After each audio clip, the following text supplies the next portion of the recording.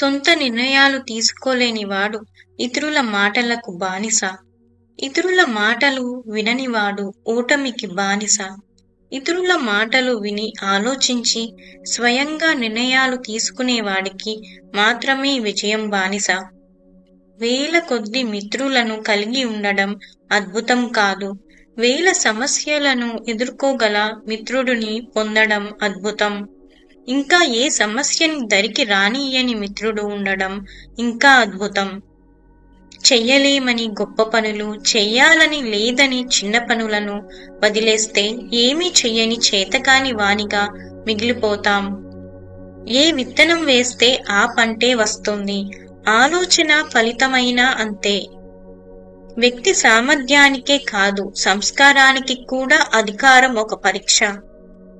నిరంతరం తాగేవాడు రుచి చూడడు, ఆపకుండా మాట్లాడేవాడు ఆలోచించడు. డబ్బు, అధికారం కోసం సాగే పరుగు పందెంలో ముందుగా ఓడేది నిజాయితీ. మిమ్మల్ని మీరు క్రమశిక్షణలో పెట్టుకోవాలంటే బుద్ధిని ఉపయోగించండి, కానీ ఎదుటి వారిని క్రమశిక్షణలో పెట్టడానికి మాత్రం హృదయాన్ని ఉపయోగించండి. దేవునిపై నమ్మకం లేనివాడు కాదు, ఆత్మవిశ్వాసం లేనివాడే నా దృష్టిలో నాస్తికుడు. సంతోషంగా ఉన్నప్పుడు మనలోని అహంకారం దైవాన్ని మరిచిపోయేటట్లు చేస్తుంది. కష్టాల్లో ఉన్నప్పుడు అహం తగ్గి దేవుడు గుర్తొస్తాడు. కష్టసుఖాలు రెండిటిలోనూ దైవాన్ని గుర్తు చేసుకోవటమే స్థిరమైన భక్తి. మన ఎదురుగా మాట్లాడేవాడు స్నేహితుడు, నలుగురిలో విమర్శించేవాడు శత్రువు. మనం లేనప్పుడు మాట్లాడేవాడు ద్రోహి, సాయం చేసేవాడు మిత్రుడు, మంచి మాటలు చెప్పేవాడు గురువు. జీవితంలో వదిలి వెళ్లిన వాళ్ళ గురించి ఆలోచించకు. జీవితంలో ఉన్నవాళ్ళు శాశ్వతం అని భావించకు.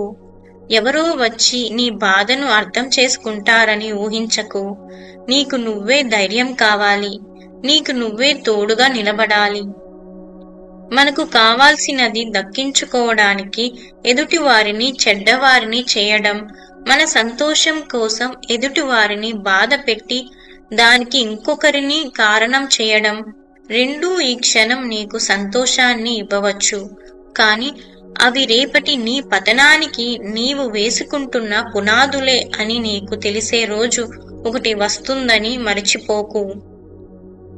ఎలాంటి వ్యక్తినైనా పరిస్థితులు మార్చేస్తాయి. సున్నితంగా ఉన్నవారిని కఠినంగా, కఠినంగా ఉన్నవారిని సున్నితంగా. కాలంతో పాటు మనిషిలో మార్పు సహజం. ఎప్పుడు ఒకేలా ఉంటారని ఎవరిని అనుకోవద్దు. ఒకరి మీద అంచనాలు పెట్టుకొని బాధపడటం తప్ప ముందుగా నిన్ను నువ్వు నమ్ముకో మిత్రమా, జీవితంలో నిలదొక్కుంటావు. వాళ్ళు నా వాళ్ళు, వీళ్ళు నా వాళ్ళు అని నువ్వు అనుకోవటం కాదు. ఎదుటి వాళ్ళు కూడా అలా అనుకున్నప్పుడే ఆ బంధానికి విలువ, గౌరవం. కేవలం నువ్వే అనుకుంటే అది బంధం కాదు, నీ భ్రమ మాత్రమే అవుతుంది. జీవితంలో మనం సంతోషంగా ఉండాలంటే గెలుపు ఓటములను వదిలేయాలి. అహాన్ని, అసూయని పక్కన పెట్టాలి. అందరితో మనస్ఫూర్తిగా నవ్విస్తూ జీవించాలి. ఒకటి మాత్రం గుర్తుంచుకో, గెలవాల్సింది మనిషి కాదు, మనసుని అని తెలుసుకో. అపనమ్మకంతో ఏ పని మొదలు పెట్టవద్దు, ఎందుకంటే నీ మీద నీకు ఉన్న నమ్మకమే నీ విజయానికి తొలిమెట్టు. సాధించాలనే సంకల్పం నీలో బలంగా ఉంటే విశ్వం మొత్తం మనకు అనుకూలంగా మారి సహకరించడం మొదలు పెడుతుంది. నలుగురికి పంచితే జీవితం, నలుగురిని పెంచితే జీవితం, నలుగురిని బాగు చేస్తే జీవితం, నలుగురు బాగుపడితే జీవితం, నలుగురు మెచ్చుకుంటే జీవితం, నలుగురు వచ్చిపోతే జీవితం, నలుగురి మధ్య చచ్చిపోతే జీవితం, నలుగురు మోసుకు వెళితే జీవితం. చివరి వరకు ఆ నలుగురిని కాపాడుకోవడం మన జీవితానికి నిలువెత్తు నిదర్శనం. ఓడిపోయినప్పుడు నేను ఓడిపోయాను అని చెప్పడానికి సిగ్గుపడకండి.